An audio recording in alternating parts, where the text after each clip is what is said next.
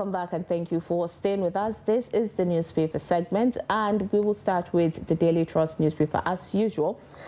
We have a lot, on the front page of the Daily Trust newspaper this morning. The major story here says illegal miners on the prowl in Northeast despite the ban.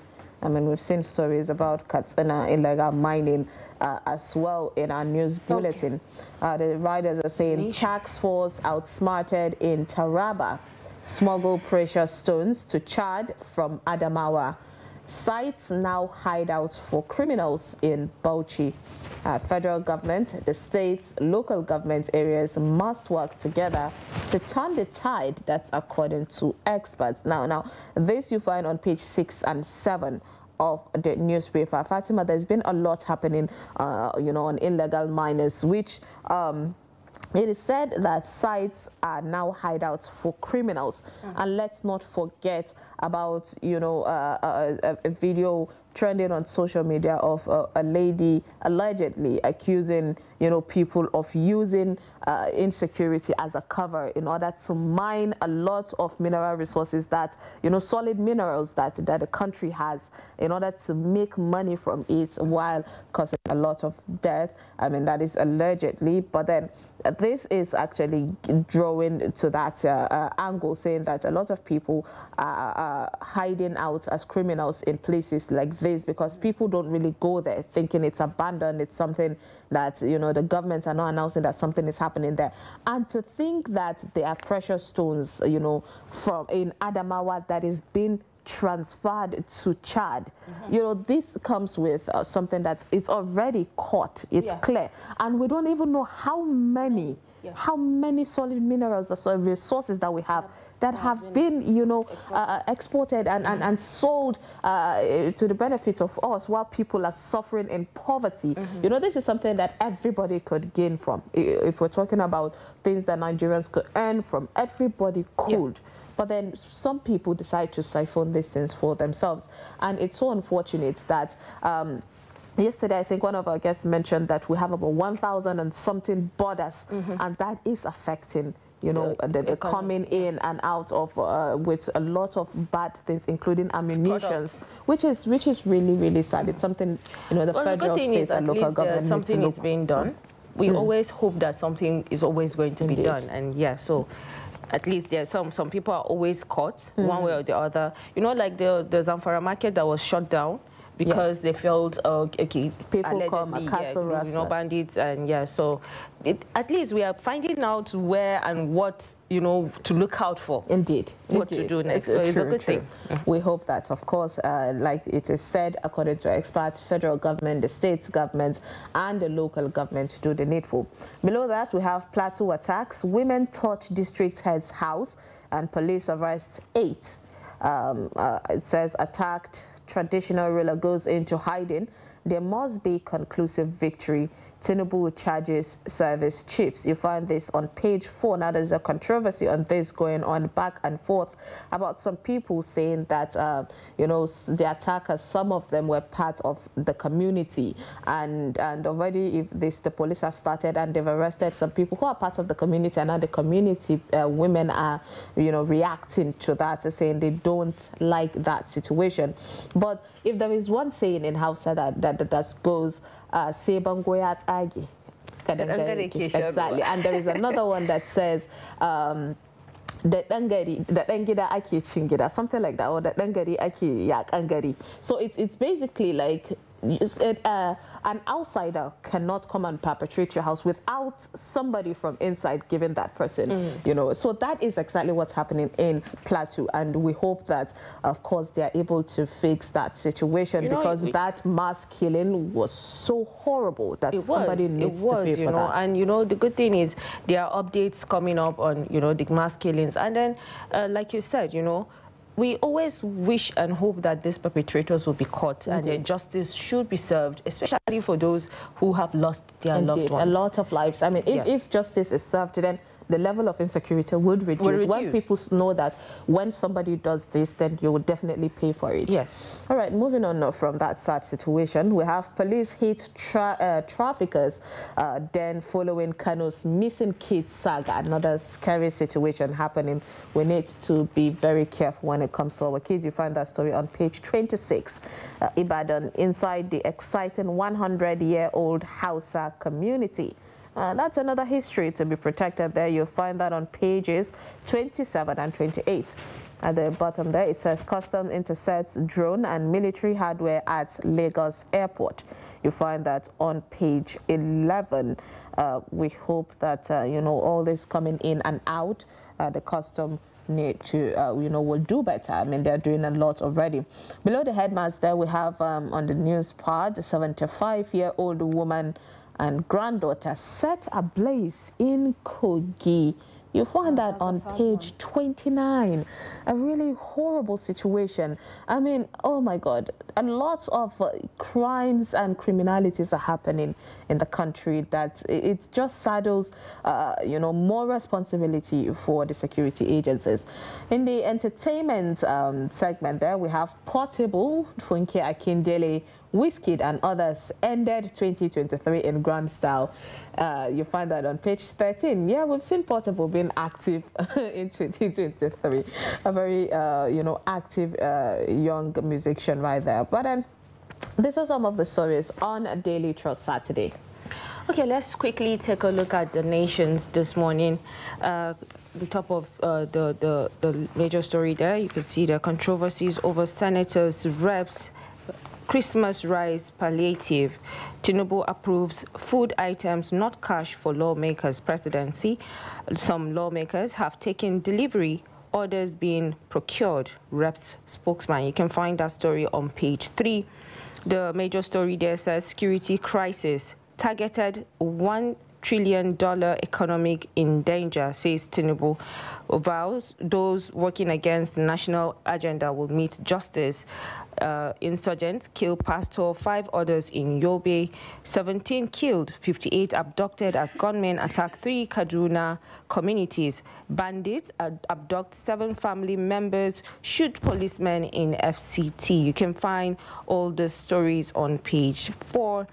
Sumaya, the major story and the writers says a lot on the Nation's newspaper this morning. You could see that the sergeants killed pastor, and then 17 killed, 58 abducted in Kaduna, in 3 communities in Kaduna, and then bandits. And there is Taraba, abduct 7 family members, shoot a policeman in the FCT. Yesterday we talked about security in the FCT, which is very, very interesting because we had this call commandant CCG, yes, joining and telling us, giving us his own expertise on what should be done and what is really happening in the country at large, and then Abuja precisely with the all the armed robberies and one chance, especially the one chance thing, because there are people that are always going back home at night. I'm always, curious and wondering how sometimes safe it's a necessity. It's a necessity, for you to go back home at night. Let's not forget, it's just here that it's really weird when you even see people working at night. But in other developed countries, some people do the night shift when it comes to work. So there are people that don't sleep. Their night, their day starts in the night. Exactly. So it shouldn't be, I would be scared for my own safety in my country just because I'm working at night. If it means it's a legit job, then it shouldn't be a problem. I should feel safe. It's just sad that all this keeps happening. I actually prayed and wish part of my, New Year resolution is to wake up and not see all this happening. But it's becoming, like something that happens almost every day. Almost every day. We hope that these people will be caught at some point and justice will be done accordingly. Let's move on. Raw over auction stolen SUV bought by retired AIG, ex-police chief. How I bought 3 million car for 250,000. You can find that story on page 11. And then Akeredolu's remains returns home. Now that's a sad one. You can see the pictorial there. His family, Sumaya, I think, paying their last rites, before he's being buried. And these are the stories that you can find on the Nation's newspaper. Sad situation. May his soul rest in peace. Amen. All right, moving on to the Guardian newspaper this morning. The major story there carries insecurity and show victory against threats. That's tinubu charges the security chiefs. We hope that, you know, our security chiefs, whom everybody is looking up to, are able to tackle the level of insecurity. I mean, it is the major issue right now in our country. People want to feel safe, and it's affecting every aspect of our lives. Below that, we have experts to governors saying Nigerians want proper implementation of 2024 budgets, not colorful headlines. Indeed. And to chide people more, to direct people more, it's not just the state government. Also look at the local government. What are they being given? What is their part in the budgets, and what exactly are they using it for? We need to start holding everybody accountable and not just point at the federal government alone. All that load of budgets, it's passed through a lot of people. So let's go through them and ask the necessary questions. Below that, we have Lagos Assembly passes 267 trillion naira in 2024 budget. You find that on page 4. Plateau killings, protesting women burn Bokos traditional ruler's house over suspects arrest. You find that on page 45. But speaking on this though, the burning of another property, considering there have been a lot of properties that were lost, it's not even a wise decision again. So it's like we're going from bad to worst. Below that, we have body of late Ondo Governor Akeredolu arrives Nigeria. You find that on page 45. At the top of the front page there, in the Saturday special, it says rise and rise of hair making economy as women pay much to look good. Indeed, we have seen how people have thrived in the beauty business of hair, and they have made a lot of progress, you know, when it comes to hair making. So, and I see a lot of, you know, young ladies and even men going into the business of hair making. We're talking about hair in general, not just, you know, buying and selling. We're talking about fixing and braiding. You know, men have been fixing hair for a very long time. Braiding, I remember back then when I was in Maiduguri, there was this small boy that was twisting women's hair. You were so fast, and I was wondering how did he learn? Because we're even in Africa, you know, we don't pay much for these things as much as, but we've seen Nigerians travel abroad and these make people, huge amount of money. I mean, they're paid equivalent to about 200,000 to even 300,000 for braiding. Just braiding, you know, in the UK and US. So yeah, we understand what it is. I mean, think it's something. I'll travel abroad to go and make hair. Fastest way to make money there. All right, moving on. We have under the Guardian woman, it says Chinasa Imo, women should capitalize on global shift towards inclusivity. Indeed, 2024 should be that time. This is a very beautiful caption. At the end of the day, when we say that majority of people that vote are women, then it's something that make you realize that when women decide that they want to make a decision to stand on something, then it will definitely work. The majority of votes actually comes from women. Exactly. Yeah. So women are those people that are so resilient. They can stay under the sun or rain for the longest just to vote for the person they believe in. So when we come together to form a powerful front, you know, it would be amazing. So of course, when it comes to global shifts, now everybody's pushing for inclusivity. Women needs to be in politics. Women needs to be heard in entertainment and be respected in other industries and sectors as well. So yeah, these are some of the stories on the Guardian Saturday. And then Saturday Tribune, the major story there says Plateau killing, angered by arrest of victims, protesting women burn palace. Sumaya, you just read out that, and it's a sad one that properties are still being burned, you know, even after the whole killings and, you know, people losing their loved ones. So I think this shouldn't be the way to resolve this issue. Exactly. You can find that story on page 3. Out of 18 people killed in our village, 10 were my family members. You can find that story on page 3, and that's sad happened in Plateau? I think so, because you know you can see that the major story, and then that comes as a as the rider. I had 10 members in one family, one-on-one, you know, should I say, talk with someone who lost a lot of family members in that, and when I hear him speak, I couldn't even help to, like, I don't know what to tell him at that time. What would you tell him to comfort him? Yes. Pain, because there was so much happening. He said his house, his childhood home has been destroyed and burnt to the ashes, and then major family members. At that time, his kids were also in the village, so he was grateful that they had to, you know, push them back to the capital of Plateau. A lot of things, and you wouldn't know how traumatic, you know, these people went through until you sit down with someone who firsthand experienced that. And you know, we keep saying that it's not just Nigeria, it's the whole world. It's in chaos. People are losing loved ones across the world. And it's it's really sad. Children, women, older men, young ones that are, you know, the future of our generation and stuff. So it's really sad that, you know, you lose 10 people, 10 members of your family in one instance, you know. So I can imagine the trauma and the, you know, the pain these people may be going through. Our prayers and hopes are with them, definitely. You can find that story on page 3. And then Tinubu tells security chiefs, failure not an option under me. You can find that story on page 4. Akeredolu's body arrives Nigeria. You can find that story on page 4. Like you rightly read out, the 17-year-old woman, granddaughter, burnt to death in Kogi. You can find that story on page 4. You know, there's a way that, you know, these stories are always, you know, coming in hand, because we get same stories from same places, because we are reporting what is happening in our country on our front pages. And then on top of the newspaper there, Tinubu hails Funke Akindele over a tribe called Judah's success. You can find that story on page 6. Abacha thought MKO Abiola owned our newspaper.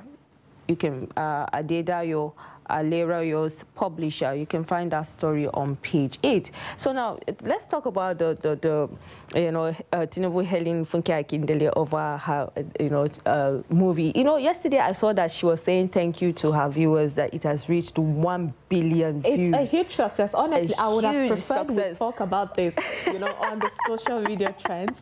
But yes. But then, you know, you know, almost all the newspapers have a segment of the entertainment. And you can see even Daily Trust also picked it. So it's something everywhere. That honestly I would give kudos to that woman. I mean, are doing I good. have seen, particularly, you know, Funke Akindele. I have seen Tonye also trying, Toyin Abraham, yes. I've seen people praise this particular movie, you know, about the storyline and all that. So it's something that is huge. Movie industries have been making tons of billions of dollars, you know, but then when it came to the Nollywood, it slowed down a bit, even though there was a time we were ranked top at some point, but it slowed down a bit, and K-drama came and pushed us, you know, out of the way. So you can tell us this later, because I can see you're getting in the mood and you're all excited. The one thing that we're missing out, yes, when it comes to our movie industry is investments, which we brought actors, I think, you know, it's everywhere, and both producers, Nollywood and the Kannywood, and that was the same thing they kept echoing. Bollywood too.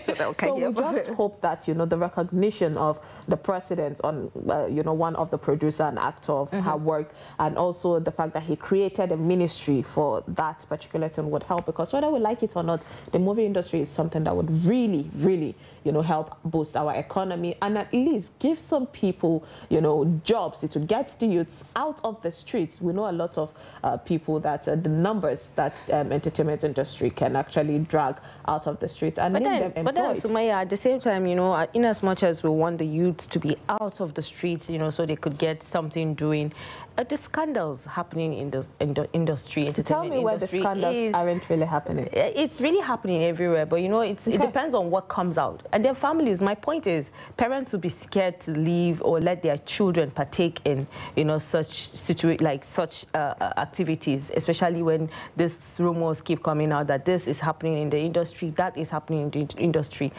Families and parents would be, you know, would be cautious of letting their children. But at the end of the day, in everything you see, we see the good and the bad of everything. So what you need to do definitely before you invest or go into something, you have to know the right channels. You have to know the people who, the good things doesn't hide, and neither they do bad. So when you make your research and you know who are the people that have integrity in the place, then you can, you know, ease your way through those people in order to thrive in your career path. Yeah, so that's it for the Tribune this morning. All right, let's take a look at the Vanguard Saturday. From the top of the page there, it says, Enugu, why are Nsukka people ungrateful to Ugwanyi? Good question there. That got me curious to pick on that newspaper to read. You find that on page 14. Beside that, we have Plateau, land grabbing, real reason for killings. The writers are saying natives name community where attacks are launched from, and indigenes whose lands have been occupied renamed can't return home. That is, you know, another angle and a very sad situation. You find out on page 18. I mean, you have to wonder why a whole community would be attempted to be swept out, you know, from their land. And right now, these are, you know, alleged speculations. We hope the federal government, you know, get to the root of that. Women protest military arrest also and set ablaze traditional ruler's house. The major story on the Vanguard says, blow them up with their crew. Writers are saying, reveal.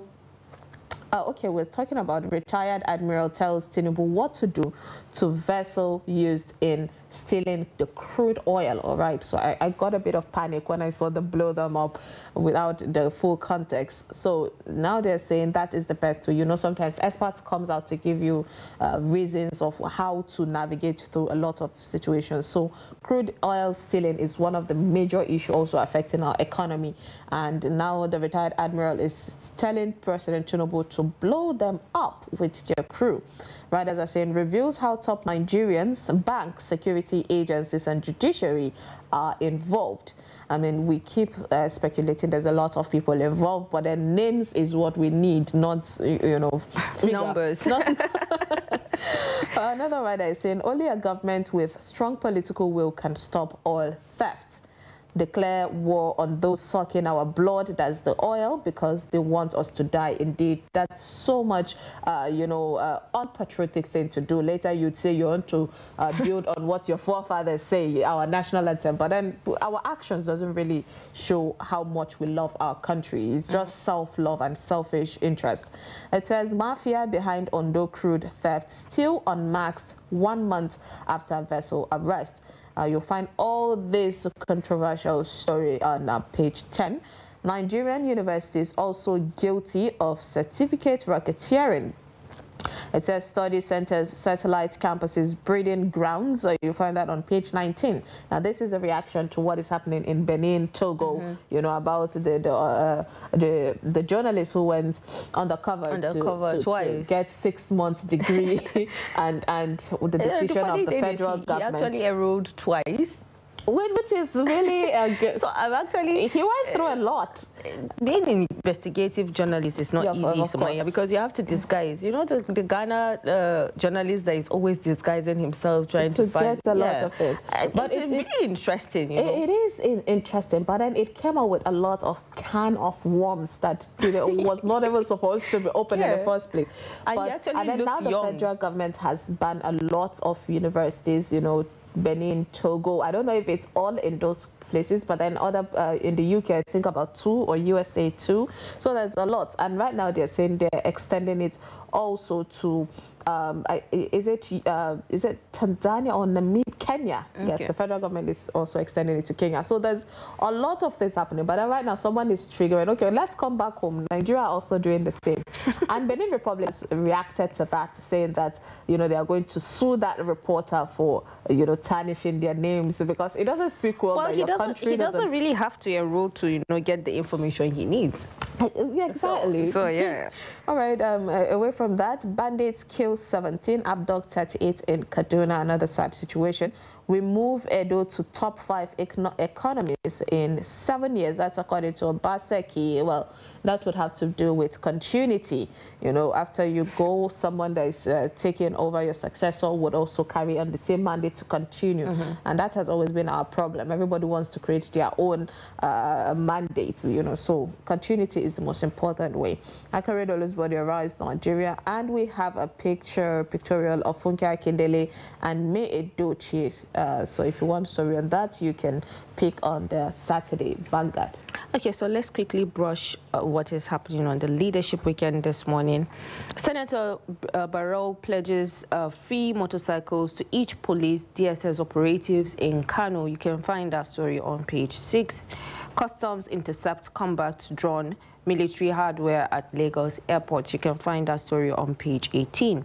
Now, the major story, crisis in humanitarian ministry gets Messiah. You can find that story on page 4. Messiah, sorry. I beg your pardon.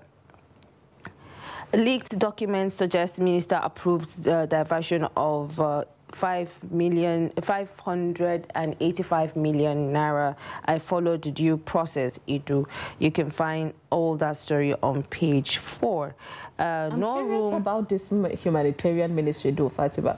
What is happening? I mean, the only thing that could come to my mind was when the federal government, the president moved the school children feeding, to the Ministry of Education, and already there is that controversy, from Sadia's tenure of during President Muhammadu Buhari today. So I'm curious to see how messy it could get with a lot of fingers being pointed, and I feel bad for the new Minister of Humanitarian Affairs. We're talking about Better Edu. How does this is going to affect her? There will be so much eye on her and what she does. There would be so much fear from her angle. She needs to be extra careful because that seat has been tainted with a lot of controversy. Not just that seat, there are other seats too that has been tainted. It's like every sector, or should I say every offices that are obtained by all those, politicians. Yes, and then they are coming out to say, oh, this is what we found out. Like I always say when Kadosu is doing the same thing with the CBN and saying, oh, this is what has happened, this is what I've seen. Better, at least so that it doesn't fall back on him thinking maybe he's, so it's always good to give accounts and of what is happening. I saw one of the riders saying that about the crude oil theft, that it needs someone with really political will to push on. So we are hoping that President Bola Ahmed Tinubu would show that will to push on, because I mean things are unraveling right before our eyes. Yeah, so you can find that story on page 4. No room for complacency in Tinubu won security chiefs. You can find that story on page 7. And then military airstrikes eliminates ISWAP's leader, scores of fighters. You can find that story on page 6. And then 50% of pupils in Enugu State cannot read SSG. You can find that story on page 14. Now, Sumaya, that's, we were talking about an alarming rate. An 50% alarming rate. I mean, last time we pushed, there was this explanations from the northern part of Nigeria. I mean, and the number of dropouts. The Trust TV did a lot of documentaries on that one. Children not that are out of school. They did the nomadic when it comes to education of this Fulani headsmen that people assume this is what they are going through. Some of them don't even they don't benefit anything from the federal government. So now we're now going back. We saw how during El Rufai, some teachers were even tested and they lost their job because they cannot really impact to the children's life, and people were blaming him at that time. But then right now we're knowing that it's not just the north, it's happening in the east, and there is now the situations of universities that our children are going to have issues also. Even the ones in our country, there's different kind of issues. If you remember, so it's carry of the products that we're going to have in the future of what kind you of remember when I have. told you that I've actually been in some field work where we've carried out investigations about this to make sure if it's really actually true that there are some teachers that cannot read or write, and it's actually alarming to see that even spellings of where they're supposed to write P is F, so that whole lack of knowing what to, it's really alarming, and it's scary because you'll be wondering what are these children being taught, and then when you see a child come back and cannot even speak, you'll be wondering what happened. I spent money to do that. It's a sad situation, honestly. I know it's something that we think that it's okay, but it's looking bad for our country. We keep wishing for the children of tomorrow, the leaders of tomorrow, but then the leaders of tomorrow now are not fully equipped with the necessary knowledge that they need in order to guide, to lift the country to another stage. So that is a really scary situation that needs to be looked into.